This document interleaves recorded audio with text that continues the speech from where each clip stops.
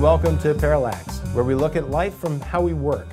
Joining us today is Pastor Barry Hargrove. Pastor Hargrove is a pastor of Prince of Peace Baptist Church in East Baltimore, and he's joining us today. Pastor, welcome to Parallax. Thank you. Well, let's start with what a typical day looks like in the life of a pastor.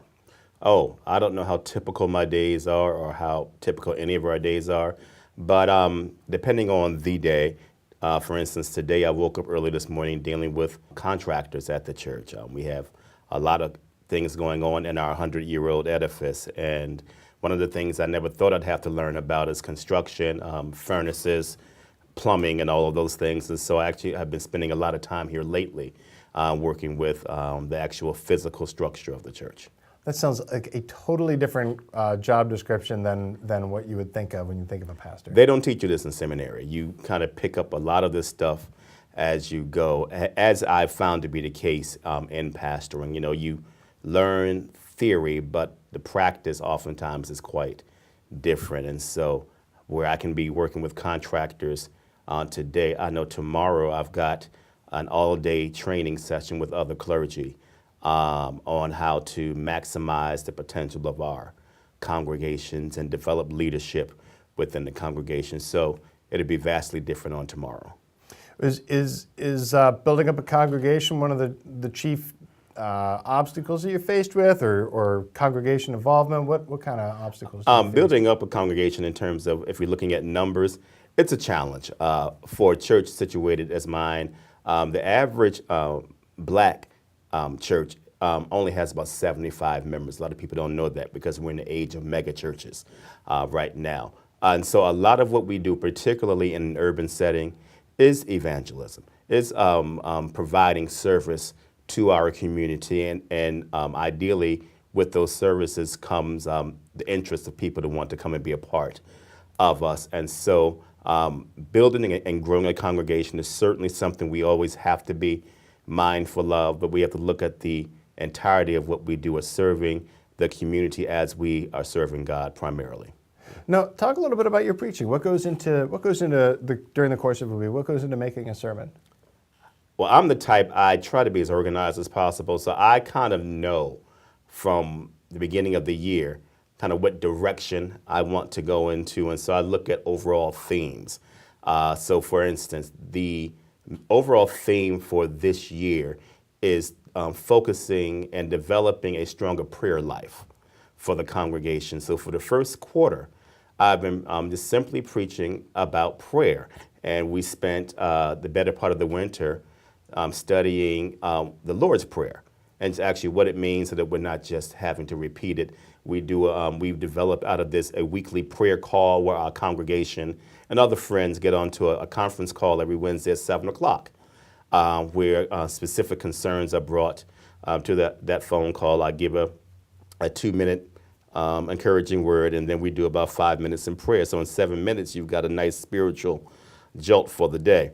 One of the things I found interesting in your sermon was that you included your own frustration into it, that you said that you were tempted to get really angry because your church is going through some renovations right now, and the actual sanctuary wasn't ready as you had expected it would be.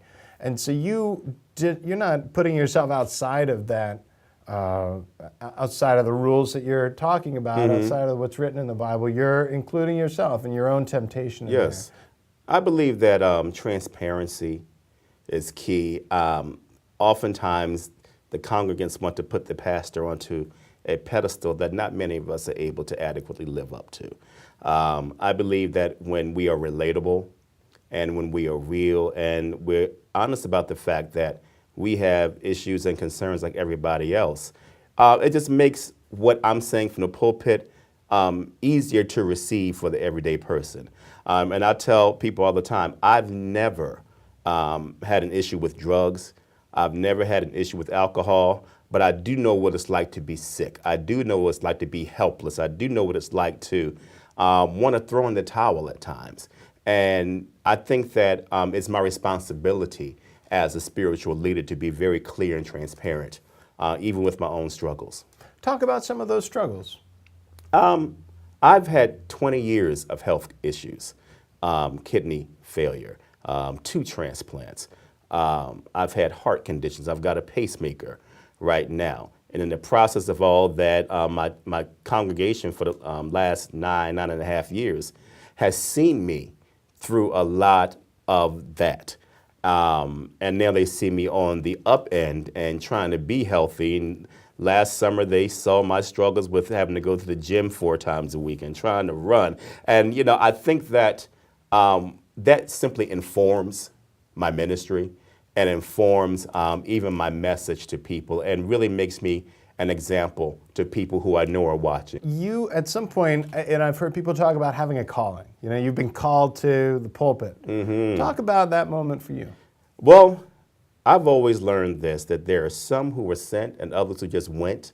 And the ones who just went, I think, are crazy, because you have to be called into this profession. It's got to be a spiritual calling. I was in law school when I dropped out and decided I was going to go to seminary. And was quite sure, without beyond a shadow of a doubt, once I did it, I knew that this was where I was supposed to be. I've never been more comfortable. I've never had a more difficult job, but I've never had a more rewarding career. Prior to your work as a pastor, you worked as a speechwriter. You did some communications work with a few different D.C. folks. You worked in the D.C. mayor's office. Yes. Tell me how your speechwriting background informs your sermon writing. Sure. I love to write. It's something I do. I do it well. I can do it quickly, which is how I think I became a speechwriter. But because of that, I love being a good storyteller. And I think all of that goes into good sermon preparation. You're teaching, you're telling a story, you're persuading some people to change the way they're living or thinking. You do all of that and you try to keep it within 30 minutes when you can. And so I think that those early days of speech writing certainly kind of still stays with me, along with some of the training I received in seminary. But I think it's just part of who I am and what I do anyway. So it was a natural transition from writing political speeches to really moving into doing my own type of things. So besides ministry, is there something else that you're passionate about in terms of firing up your congregation? One of the things that's really important to me, I'm a political junkie, but outside of that, what's really key is that we are really focusing on something that a lot of black churches are not focusing on, and that is our environment. To make our little piece of McElderry Park in East Baltimore more sustainable and green and healthy. And we do that almost by any means necessary. We've gotten some great partnerships. My own health story, I'm very transparent about it because I want people to know that you don't have to eat the same foods that give you diabetes and keep you obese, that there's a different way that we can live and still retain our soul, still retain some swag, and still retain our culture and who we are, but we can do it in a much more healthy way. So I spent a whole lot of time talking about staying away from the fried foods and walking and just kind of being more holistic in your approach to living. Yeah. Mm-hmm. Pastor Hargrove, thank you so much for joining us today, thank you for watching. You can find Pastor Hargrove's church, Prince of Peace Baptist Church, on Facebook. Just search for Prince of Peace Baptist Church, and they're on Linwood Avenue in Baltimore. Thanks for watching. You can see an extended interview with Pastor Hargrove where he talks about his work in D.C. politics as a speechwriter, among other things, at Parallax004.com. And until next time, keep it between the white line and the ditches. We'll be right